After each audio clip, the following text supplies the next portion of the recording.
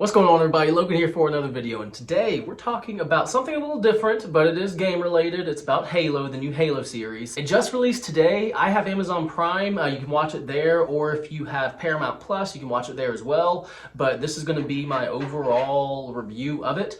I have been a huge Halo fan since 2001 when the original Xbox released, and Halo was the first game I played on it. So I've played every Halo game since then. Huge Halo fan. So this is my reaction to the series. This is a series that I've been waiting for pretty much ever since I got the original Halo game, and we've always been teased with there being a Halo movie or something. So when news broke last year that there was going to be a Halo series produced, I was excited. So got released today. Now obviously there are spoilers ahead, so if you haven't seen the first episode, go ahead and watch it before you see this video. But let's get into it. In the first 10 minutes, there is a lot of action. There are unfamiliar faces, and for me, it was a little bit confusing because I didn't know that this isn't in the same Halo universe as the games. I mean, it's just a completely different canon from that. So that's one thing that you should probably know going into this. I'm sure I could have found that out if I did a little research before, but I just wanted to go into it not knowing anything about it, not knowing what timeline it is. And the first indication this is not the same timeline is the elites were actually calling Master Chief the Demon. For anyone who's played the Halo games, you know that Master Chief wasn't known as the Demon until after Halo 1, where he blew up the Halo ring.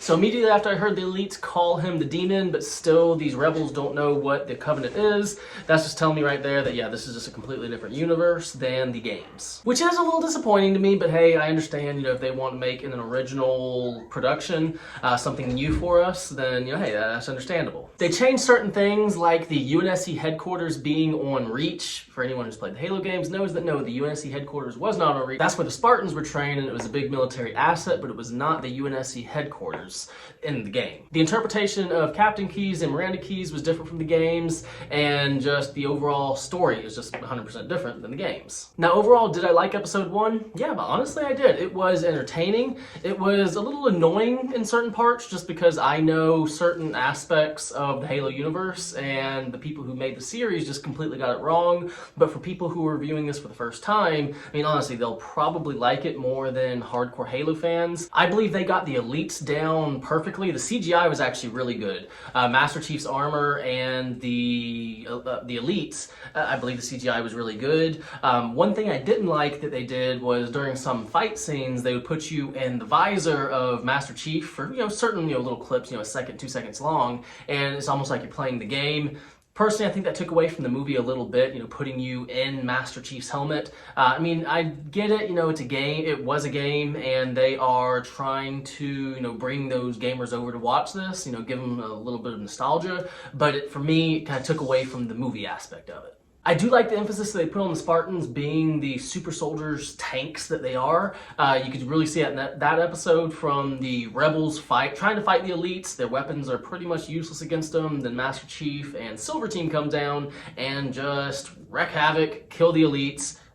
Sadly, all the civilians died, all the rebels died, besides the one survivor that Master Chief saves from the planet and eventually causes this big issue right after he saves her, how the UNSC, they decide they want to assassinate her, and Master Chief decides he doesn't want to. Which Master Chief going against the UNSC isn't something we're used to. Of course it happened in Halo 5 or Halo 4, one of the games, but you don't see it very often where the UNSC is actively going to hunt and try to kill Master Chief. And that brings me into the part of the video where I'm going to criticize the series. Now, for one, I don't like how they're making the UNSC seem like the bad guys. They're very obviously, in my mind, watching the series, they're the bad guys. They assassinate the one survivor just because she doesn't want to be used as a propaganda tool. And one part of the episode, the survivor's telling Master Chief how Master Chief killed her mother and different demonstrators that were protesting the UNSC. And that's just one thing I didn't like, how they're really making the UNSC seem bad. And another thing they messed up on, which I think is the absolute worst thing they could have done for the series, they committed a mortal sin by showing Master Chief's face. Come on, the gamers of Halo have waited 20 years to see Master Chief's face, knowing that we most likely will not see Master Chief's face, but they're just gonna throw it out there almost like it's just like, okay, cool, hey, here's Master Chief's face, he takes off his helmet. That's one thing I really didn't like, simply because, over 20 years of playing Halo and no one ever gets to see Master Chief's face. Even at the end of Halo 1 Combat Evolved, when Master Chief goes to take off his helmet, he's taking off the helmet, camera cuts away, and you don't see his face. So that's one thing that I think they messed up on bigly in this series, and in this episode, is showing Master Chief's face. Master Chief's face is not to be seen. Another thing that they really messed up on is the current day vehicles that were at the Rebel Outpost.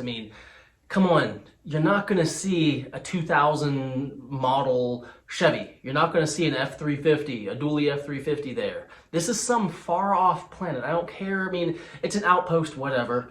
But you have to think of it as, even in 2400, there's no way at all that those cars would survive, even with all of the reconditioning, trying to keep a vehicle alive, trying to repair as much stuff as possible. There's no way that those vehicles would exist in 2400 or whatever year it was. I didn't even see the year.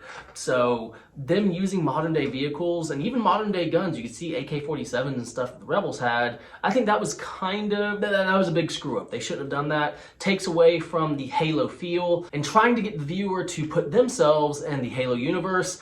I just think they did the wrong thing by doing that. And then there comes the part on High Charity where the Prophet is basically looking up to a human. I'm not sure who this human is. Obviously, she's of great importance, but there's just something there that just doesn't feel right. Now, I believe it was the Prophet of Regret, but anyone who's played the games would know that the Prophets would not listen to a human of all people, and much less take orders or hold them in any kind of high regard.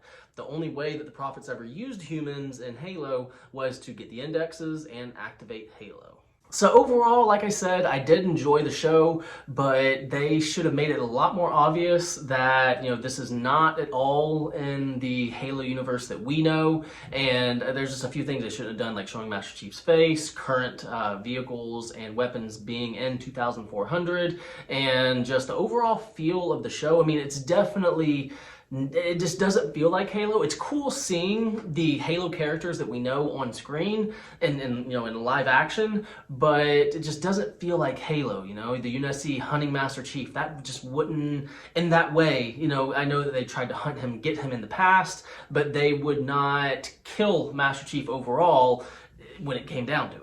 And in this episode, they were authorized to kill Master Chief and the rest of Silver Team. They were listening to Dr. Halsey when she told them to basically protect Master Chief at all costs, even if it involves killing UNSC Marines, which, again, I don't think would happen in our Halo universe. But guys, that is it for this video. I know this was really different than really any other video I've done as far as, reviewing a TV show or reviewing a movie, but you know what? I'm a car, game, and God channel, so you know what? This falls into my category. But guys, that is it for this video. If you enjoyed it, please let me know down below. If I get enough likes and views, comments on this, and enough positive feedback, I'll try to follow the entire series and see what this turns into. But guys, I hope you enjoyed this video. If you did, please like and please subscribe. And as always, have a great day.